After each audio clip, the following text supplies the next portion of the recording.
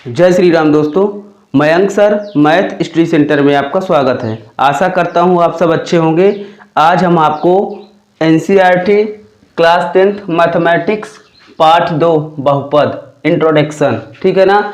Introduction के हमने 2 video बनाए थे, अब ये तीसरा वीडियो हम बना रहे हैं। इसके बाद हम फिर प्रश्नावली में चलेंगे, ठीक है ना प्यारे छात्रों। तो देखिए हम क्या बता रहे हैं, बहुपद की घात, पॉलिनोमियल्स पावर्स, ठीक है ना। बहुपद की घात के बारे में बताएंगे जिससे आपको दिक्कत ना हो कि बहुपद की घात हम कहते किसे हैं, ठीक है ना। तो बहुत से प्यारे छात्र हैं जिन्हें बहुपद की घात बताने में प्रॉब्लम हो जाती है, ठीक। तो देखिए यहाँ पर जैसे दिया रहता है कि ये बहुपद हो गया 6x² प्लस 5x माइनस 7। अब इसमें आपको बताना है कि बहुपद की घात क्या होती, पावर क्या होती है, ठीक है ना। तो चर तो आप जानते हैं, चर अचर हमने आपको बताया है। तो चर यहाँ पर देखिए चर क्या है, x है, यहाँ पर भी x है, दोनों जगह चर x है। तो इसमें हमें ये देखना है कि किस चर में, x वाले चर में पावर सबसे ज़्यादा कहाँ पर लगी हुई है। तो जैसे देखिए यहाँ पर पावर कितनी है, 1 है, और यहाँ पर पावर कितनी है, 2 है, दिख रही है ना। तो जहाँ पर सबसे ज़्यादा पावर लगी रहती है वही पावर क्या हो जाती है, बहुपद की घात हो जाती है। तो अगर अब आप इसमें क्या बताओगे कि इसकी घात क्या है, तो आप बताओगे बहुपद की घात बराबर 2। ये आप क्या बताओगे, आंसर बताओगे। आया समझ में? नहीं समझ में आया तो फिर से हम एग्जाम्पल दे रहे हैं, 1 2 3 4, ठीक है ना।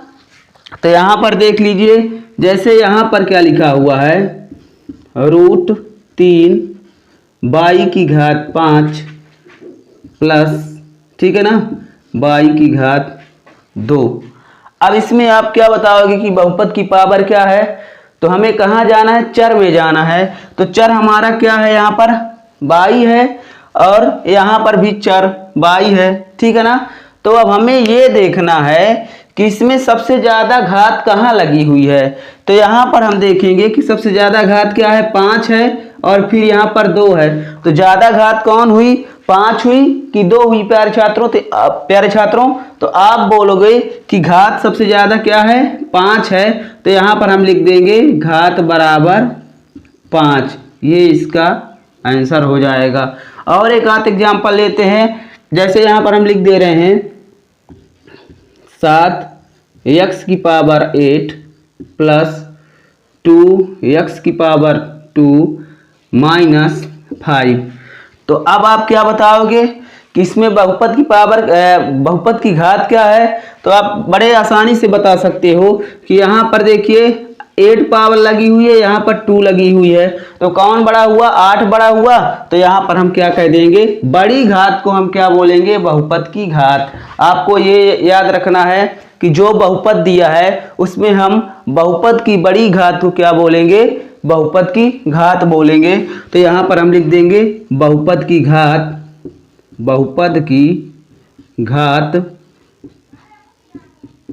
बराबर 8। ये हमारा हो जाएगा, आंसर हो जाएगा प्यारे छात्रों। अब देखिए यहाँ पर हम लिख दे रहे हैं x² प्लस 7x⁻6 माइनस 5। अब इसमें आपको क्या बताना है, बहुपद की घात बताना है। तो आप क्या बताओगे, कौन सी घात है सबसे बड़ी। तो बहुपद की घात क्या होगी इसमें, अब आपको बताना है। तो आप क्या देखोगे, इसमें देखोगे कि इसमें पावर कितना लगा है, 2, इसमें पावर कितना लगा है, 6। तो ये क्या कहलाएगी, 6 वाली क्या कहलाएगी, बहुपद की घात कहलाएगी। अब प्यारे छात्रों जैसे यहाँ पर हम दे रहे हैं कि 6x⁻³ गुणे, फिर यहाँ पर दे रहे हैं 6x⁻² प्लस यहाँ पर दे रहे हैं हम 5x⁻4, ठीक है ना। अब बताइए इनमें कौन घात बड़ी है, तो आप क्या बताओगे? देखिए यहाँ पर ये आधार समान है, दोनों के आधार समान है, ठीक है ना। तो आधार समान है तो घातें जुड़ जाएंगी, ठीक है ना प्यारे छात्रों। तो यहाँ पर 3 और 2, ठीक है ना, 3 और 2। यहाँ पर देखिए 6x और 6x, यानी एक हम आधार ले लेंगे यहाँ पर 6x, और यहाँ पर ये घातें जुड़ जाएंगी 3 और 2 5। तो यहाँ पर क्या कहलाएगी? 6x की पावर 5, और यहाँ पर कहलाएगी 5x की घात 4।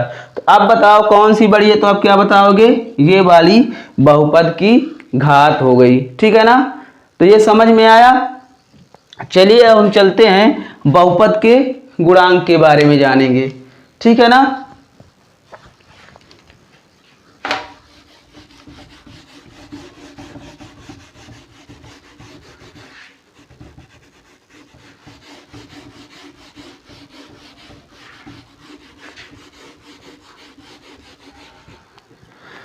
प्यारे छात्रों, हम जानेंगे बहुपद का गुणांक।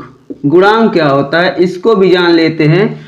तो बहुपद का गुणांक क्या होता है? जैसे यहाँ पर कोई बहुपद दिया गया है 4x² प्लस 5x माइनस 4। अब इसमें हमें ये देखना है, चर देखना है कि चर में किसका गुणा किया गया है, ठीक है ना। तो ये हमें देखना है कि चर में किसका गुणा किया गया है। तो इस क्वेश्चन में क्या होता है, इस तरह के प्रश्नों में 2-3 टाइप से आदमी पूछ लेता है। कोई भी व्यक्ति पूछेगा या कि एग्जामिनर पूछेगा, पेपर लेने वाला पूछेगा कि आप बताइए कि x का गुणांक क्या है, ठीक है ना। x का गुणांक क्या है, x² का गुणांक क्या है। प्यारे छात्रों, तो यहाँ पर देखिए x² कौन है हमारा यहाँ पर? तो ये है हमारा x² है, और ये है हमारा x है। तो हमें सिंपल सा ये देखना है कि x² में किसका गुणा किया हुआ है। अगर हम इसको 4x² को ऐसे लिखते हैं 4 गुणे x², तो ये क्या होता है? 4x² होता है ना प्यारे छात्रों। यानी कि x² में किसका गुणा किया गया है? 4 का गुणा किया गया है ना। तो यहाँ पर हम लिख सकते हैं कि x² का गुणांक कितना है? तो आप बोलोगे 4, ठीक है ना। अब इसी तरह हम 5x, तो 5x को हम क्या लिख सकते हैं? यानी 5 गुणे x बराबर 5x। आप बताइए कि x का गुणांक कितना है, यानी x में किसका गुणा किया हुआ है। तो आप क्या बोलोगे? फटाक से उत्तर दोगे कि सर जी 5 का गुणा किया हुआ है, यानी x का गुणांक कितना हुआ? 5 हुआ, ठीक। अब आपको यहाँ पर बताना है, जैसे यहाँ पर हम लिख दे रहे हैं y² माइनस 5y प्लस 3, ठीक है ना। हम इसमें आपसे दो तरह के क्वेश्चन करेंगे। आप बताइए कि y का गुणांक कितना है, y का गुणांक कितना है, और आपको बताना है y² का गुणांक कितना है, ठीक है ना प्यारे छात्रों। 5y यहाँ पर लिखा है, y के बाजू में यानी लेफ्ट साइड में क्या लिखा हुआ है? 5 लिखा हुआ है, यानी y में किसका गुणा किया गया है? 5 का गुणा किया गया है, ठीक है ना। जैसे यहाँ पर हम 6y लिख रहे हैं तो y में किसका गुणा किया है? 6 का। 8y लिख रहे हैं तो y में किसका गुणा है? 8 का। 9y लिख रहे हैं तो किसका गुणा किया गया है? 9 का, ठीक है ना। तो यहाँ पर y में किसका गुणा किया गया है? 5 का। तो y का गुणांक कितना हो जाएगा? 5, ठीक। अब प्यारे छात्रों, आपको इसमें बताना है कि y² का गुणांक क्या होता है, यानी नहीं क्या होता है का मतलब कि कई तरह से हो सकते हैं, पर क्या होगा सवाल को देख करके हमें बताना है, ठीक है ना। तो y² का गुणांक क्या है, यहाँ पर इस सवाल को देखिए। तो y में किसका गुणा किया गया है? तो आप बोलोगे सर जी कि हमें तो कुछ दिख ही नहीं रहा है, ठीक है ना। क्या दिख रहा है? कुछ नहीं दिख रहा ना। तो समझिए यहाँ पर, जैसे अगर हम यहाँ पर 5 लिखते हैं ना, तो 5 में किसका गुणा किया गया है? तो हम इसको लिख सकते हैं ना 1 गुणे 5 लिख सकते हैं। क्या इसका मान परिवर्तित होगा, चेंज होगा? नहीं होगा ना। 1 गुणे 5 का मतलब 1 पंचे 5, ठीक है ना। यहाँ पर मान लीजिए 8 है, 8 में 1 गुणे 8 लिख सकते हैं ना, 1 अट्ठे 8। क्या इसका मान चेंज हुआ? आप बोलोगे नहीं चेंज हुआ, ठीक है ना। तो इसी तरह बाई स्क्वायर, तो बाई स्क्वायर को हम क्या लिख सकते हैं? 1 गुणे बाई स्क्वायर लिख सकते हैं ना, यानी 1 का गुणा बाई स्क्वायर में होगा, तो बाई स्क्वायर एक कम बाई स्क्वायर। मान चेंज होगा? नहीं चेंज होगा, यानी कि बाई स्क्वायर में किसका गुणा किया गया है? तो आप बोलोगे सर जी 1 का गुणा किया गया है, यानी बाई स्क्वायर का गुणांक क्या होगा? तो 1 होगा। क्या होगा? 1 होगा, ठीक है ना। अब आपको बताना है यहां पर 5z माइनस जेड स्क्वायर, ठीक है ना। बताइए आप, तो 5z माइनस जेड स्क्वायर में आपको जेड स्क्वायर का गुणांक बताना है, ठीक है ना प्यारे छात्रों। तो बताइए इसमें किसका गुणा किया गया है? तो अब क्या बोलोगे? सिंपल सा, यानी -1, ठीक। अब जैसे आपको बताना है यहां पर जेड स्क्वायर प्लस 5z, ठीक है ना। तो यहां पर आप बताइए कि जेड स्क्वायर का गुणांक क्या है? तो आप क्या बताओगे? सर जी 1 है। क्यों है? क्योंकि जेड के बाजू में अगर कुछ भी नहीं लिखा है, जेड के इधर लेफ्ट साइड में कुछ भी नहीं है, तो 1, सबका गुणांक 1 होगा। किसी भी चर संख्या में अगर कोई भी संख्या नहीं दिख रही है आपको गुणे में, तो उसका गुणांक हमेशा क्या होता है? 1 होता है। ये आपको हमेशा याद रखना है, ठीक है ना। चलिए अब हम चलते हैं आगे। तो प्यारे छात्रों, अब हम पढ़ेंगे द्विघाती बहुपद जो एक चर में हो, ठीक है ना। हमें एक चर वाले बहुपद हल करना है, वो भी द्विघाती बहुपद। इस चैप्टर में हम क्या करेंगे? मेन हमारा चैप्टर का पढ़ने का उद्देश्य क्या रहेगा? द्विघाती बहुपद, ठीक है ना। क्या पढ़ना है हमें? केवल इसमें द्विघाती बहुपद पढ़ना है, ठीक। इस चैप्टर का मेन उद्देश्य यही है। तो द्विघाती बहुपद वो भी जो एक चर में हो। एक चर का मतलब जैसे हमारे ये चर होते हैं ना, x, y, z, एक चर, 2 चर, 3 चर, a b c, 4 चर, 5 चर, 6 चर। तो इस तरह हमें केवल एक ही चर पढ़ना है, यानी पूरे बहुपद में अगर बहुपद मिलेगा तो हमें x का मिलेगा और y का मिलेगा। जैसे कि यहाँ पर 4x square plus 5x minus 6, 5y square minus 5y plus 3, 6z square minus 6z plus 4। इस तरह का हमें बहुपद पढ़ने को मिलेगा, ठीक है ना। यानी एक ही चर का बहुपद। तो देखिए द्विघाती बहुपद जो एक चर में हो, तो ये क्या है? ax square plus bx plus c। ये क्या है? द्विघात बहुपद का व्यापक रूप या मानक रूप। द्विघात बहुपद का मानक रूप। मानक रूप बोलेंगे या व्यापक रूप। ये परीक्षा में हमेशा 1 नंबर का पूछा जाता है कि ax square plus bx plus c द्विघात बहुपद का क्या है? व्यापक रूप है, मानक रूप है। या पूछ लेता है कि द्विघात बहुपद का मानक रूप बताइए, तो आप क्या बताओगे? ax square plus bx plus c। अब देखिए इसमें चर क्या है? चर क्या है हमारा? x है, केवल अकेला है, तो यानी एक चर वाला बहुपद हुआ, ठीक है ना। a b और c वास्तविक संख्याएं हैं, a बराबर नहीं है 0 के। यहां पर हम समझ लेते हैं a b c वास्तविक संख्याएं हैं। वास्तविक संख्याएं मतलब कि ये a b और c क्या है? एक प्रकार से इनके गुणांक दिए हुए हैं, ठीक है ना। वास्तविक संख्याएं हैं, यानी 1 2 3 4, ठीक है ना। वास्तविक संख्याएं हमारी परिमेय और परिमेय के संग्रह से बनी हुई है, वही वास्तविक संख्याएं। जैसे कि यहाँ पर हम एग्जाम्पल हमने क्या लिखा था कि 4x square plus 5x minus 6, ठीक है ना। इसमें a क्या है हमारा? तो a है हमारा ये 4, b हमारा क्या है? 5, और c क्या है हमारा? ये -6, ठीक है ना प्यारे छात्रों। तो a हमारा क्या है? 4, b हमारा क्या है? 5, c हमारा है -6। तो यहां पर अगर हम पूछते हैं तो कि x स्क्वायर का गुणांक क्या है, तो आप बताओगे 4, x का गुणांक क्या है, तो आप बताओगे 5, ठीक है ना। a बराबर नहीं है 0 के। तो प्यारे छात्रों अगर यहाँ पर है 4x² प्लस 5x माइनस 6, अगर इसमें a 0 हो जाए यानी ये वाला भाग 0 हो जाए तो आप बताइए जब ये 0 हो जाएगा तो क्या ये हमारा द्विघाती बहुपद होगा? होगा? नहीं होगा, क्योंकि इसमें घात 2 है ही नहीं। और द्विघाती बहुपद ऐसा बहुपद जिसकी घात अधिकतम 2 हो, तो ये हमारा द्विघाती बहुपद नहीं हो पाएगा। इसलिए यहाँ पर a बराबर नहीं होना चाहिए 0 के। b आपका 0 हो जाए तो हो जाए, c आपका 0 हो जाए तो हो जाए, पर a बराबर नहीं होना चाहिए 0 के। ठीक है ना। चलिए अब हम आगे चलते हैं छात्रों। अब हम आपको बताएंगे किसी बहुपद के शून्यकों और गुणांकों में संबंध। ठीक है ना।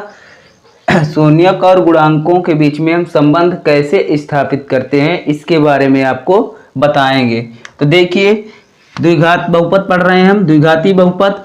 तो द्विघाती बहुपद हमारा किस रूप के होता है? तो किस रूप का होता है तो आप बताओगे ax² plus bx plus c। ठीक है ना। शून्यक अल्फा और बीटा हैं, इनके शून्य कौन है? अल्फा और बीटा हैं। अब देखिए हमने जाना गुणांक के बारे में, हमें पता है कि गुणांक क्या होता है, पर हमें शून्यक के बारे में पता नहीं है। हम सबसे पहले जान लेते हैं कि शून्यक आखिर होता क्या है। ठीक है ना। तो जैसे ये हमारा पद दिया गया है 4x² माइनस x प्लस 5, इसमें हमें x का कोई ऐसा मान रखना है कि जिससे ये पूरा पद हमारा क्या हो जाए? 0 हो जाए। ठीक है ना। कितना हो जाए? 0 हो जाए। तो जब ये पद हमारा 0 हो जाएगा तो वो x का मान इस पद का क्या कहलाएगा? शून्यक कहलाएगा। ठीक है ना। इतना समझ में आया आपको? अब हम आपको इसको करके दिखाते हैं कि कैसे आएगा। ठीक है ना। तो देखिए जैसे मान लीजिए ये थोड़ा हमारा बड़ा बहुपद है, हम नॉर्मल तरीके से आपको समझाते हैं। जैसे कि यहाँ पर x है और यहाँ पर है हमारा प्लस 5। ठीक है ना। तो अब हमें इस पूरे पद को 0 करने के लिए ऐसा कौन सा मान रखना होगा कि ये पूरा पद क्या हो जाए? 0 हो जाए। ठीक है ना। क्या हो जाए? 0 हो जाए। तो आप थोड़ा सा दिमाग लगाइए। अगर यहाँ पर हम x बराबर -5 रख देते हैं, क्या रख देते हैं? x बराबर -5। ठीक है ना। तो यहाँ पर अगर हम x बराबर -5 रखते हैं तो ये हो जाएगा हमारा -5 प्लस 5। ठीक है ना। तो प्लस 5 और -5 घट जाएंगे तो कितना बचेगा? 0 हो जाएगा। यानी इस पद का मान क्या हो जाएगा? 0 हो जाएगा। ठीक है ना प्यारे छात्रों। तो समझ में आया? तो देखिए तो जब ये 0 हो गया तो हम कहेंगे कि बहुपद का शून्यक क्या है? किसके कारण 0 हुआ है? तो -5 के कारण 0 हुआ है। तो हम बोलेंगे इस बहुपद का शून्यक क्या है? 0, वो -5 है। ठीक है ना। अब देखिए एक आध एग्जाम्पल और दिखाता हूं आपको। यहाँ पर अगर हम रख रहे हैं 3x और यहाँ पर रख रहे हैं -9। ठीक है ना। 3x -9। ठीक है प्यारे छात्रों।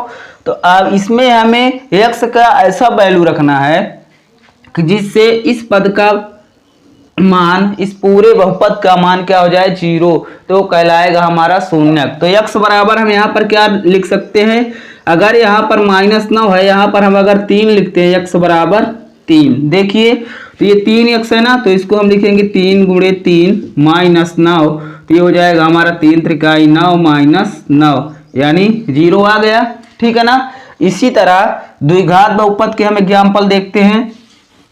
तो द्विघात बहुपद में एग्जाम्पल जैसे देख लीजिए। तो द्विघात बहुपद हमारा जैसे मान लीजिए यहाँ पर x² -4 है। ठीक है ना। तो अब हमें यहाँ पर x की ऐसी वैल्यू रखना है, x का ऐसा वैल्यू रखना है कि ये पूरा पद हमारा काहे में हो जाए? बराबर 0 हो जाए। ठीक है ना। तो यहाँ पर देखिए x बराबर हम क्या लिख सकते हैं? तो x बराबर हम इसमें लिख सकते हैं 2।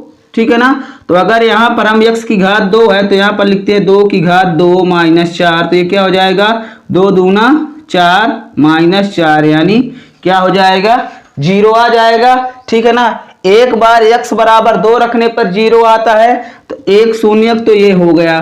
फिर दूसरा, अगर हम इसमें -2 भी रखते हैं, देखिए x बराबर अगर -2 यहाँ पर रख देते हैं तो ये क्या हो जाएगा हमारा, -2 की घात 2 -4, तो ये 2 दूना 4, माइनस माइनस प्लस, तो 4 - 4 बराबर 0। अब देखिए एक बार हमने क्या रखा, x बराबर 2 रखा और एक बार हमने रखा x बराबर -2, तो ये x बराबर 2 ये क्या हो गया अल्फा, और ये हो गया हमारा x बराबर -2 बीटा हो गया प्यारे छात्रों। ठीक है ना, तो इतना समझ में आया आपको। तो अगर द्विघाती बहुपद है तो उसके 2 शून्यक होंगे, द्विघाती बहुपद है तो कितने अधिकतम शून्यक होंगे, 2, और त्रिघाती है तो कितने होंगे, 3। ठीक है ना, तो द्विघाती बहुपद के अधिक से अधिक शून्यक कितने होते हैं, 2। ठीक, ये आपको याद रखना है। ठीक है ना।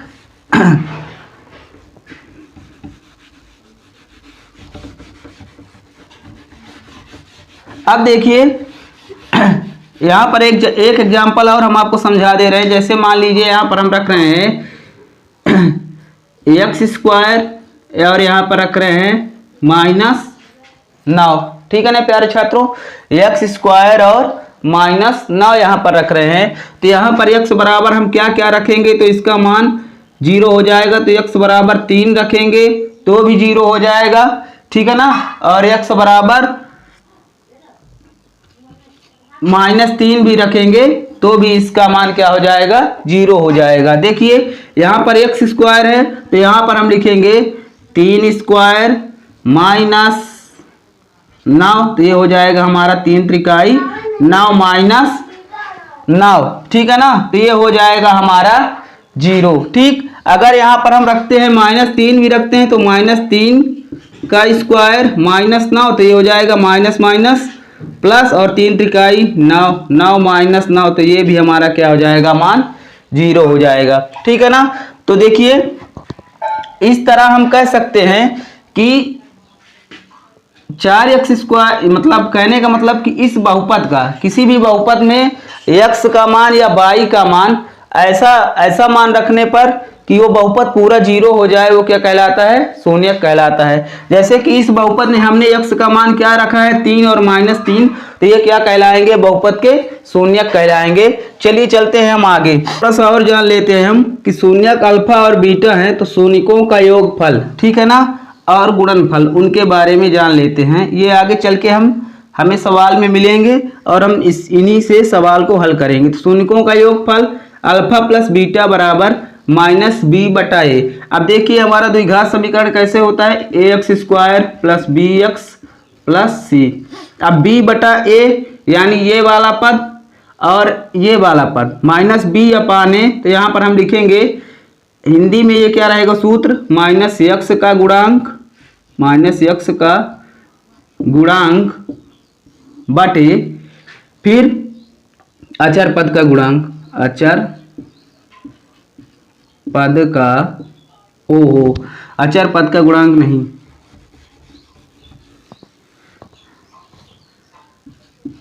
x² का गुणांक, ठीक है ना, -x का गुणांक बटे x² का गुणांक। फिर देखिए शून्यकों का गुणनफल, तो इसको हम क्या लिख सकते हैं, अल्फा इंटू बीटा बराबर c/a, और c ये है हमारा और ये a हमारा ये है, तो यहाँ पर हम लिखेंगे अचर पद बटे x² का गुणांक। इस तरह हमारे ये दोनों सूत्र आगे प्रश्नावली में काम देंगे। चलिए अब हम चलते हैं आगे, ठीक है ना। योगफल क्या दिया गया, शून्यकों का योगफल अल्फा प्लस बीटा और शून्यकों का गुणनफल अल्फा इंटू बीटा दिया गया हो, तो हमें क्या निकालने को कहेगा, द्विघात बहुपद, ठीक है ना। अब पहले क्या था कि हमें क्या निकालना था, शून्यक निकालना था। अब हमारा क्या दिया रहेगा, शून्यकों का योगफल दिया रहेगा अल्फा और बीटा। जैसे अल्फा बीटा, शून्यकों का योगफल का मान मान लीजिए अल्फा बीटा कितना है, 3 है, और यहाँ पर अल्फा इंटू बीटा 2 है, ठीक है ना। तो ये मान रख करके हमें क्या निकालना होगा, द्विघात बहुपद निकालना होगा। तो इसका सूत्र क्या होता है, बड़े आसान तरीके से हम इस सूत्र से द्विघात बहुपद बना सकते हैं, ठीक है ना। तो सूत्र क्या होता है, k इंटू फिर है कोष्टक x square minus alpha plus beta into x plus alpha into beta. के क्या है, जहां कोई के क्या होगी, वास्तविक संख्या होगी। वास्तविक संख्या का मतलब कि कुछ भी हो सकता है, 1 2 3 4 5, ठीक है ना, कोई भी संख्याएं हो सकती हैं इसमें। ठीक, तो इस सूत्र से हम क्या निकालेंगे, द्विघात बहुपद निकालेंगे। क्या निकालेंगे, द्विघात बहुपद निकालेंगे। ठीक है ना, ये सूत्र बहुत ही इंपॉर्टेंट है। ठीक, इस सूत्र को आपको याद कर लेना है। इसी सूत्र से हम जो भी प्रश्न मिलेंगे द्विघात बहुपद बनाने के, तो इस सूत्र से हम क्या कर लेंगे, हल कर लेंगे। ठीक है ना, तो सेशन पसंद आया है तो सेशन को लाइक कर दीजिएगा, और चैनल पर जो भी नए हैं तो चैनल को सब्सक्राइब कर देंगे, और इस वीडियो को ज़्यादा से ज़्यादा शेयर करिए। Thanks for watching my YouTube channel. धन्यवाद।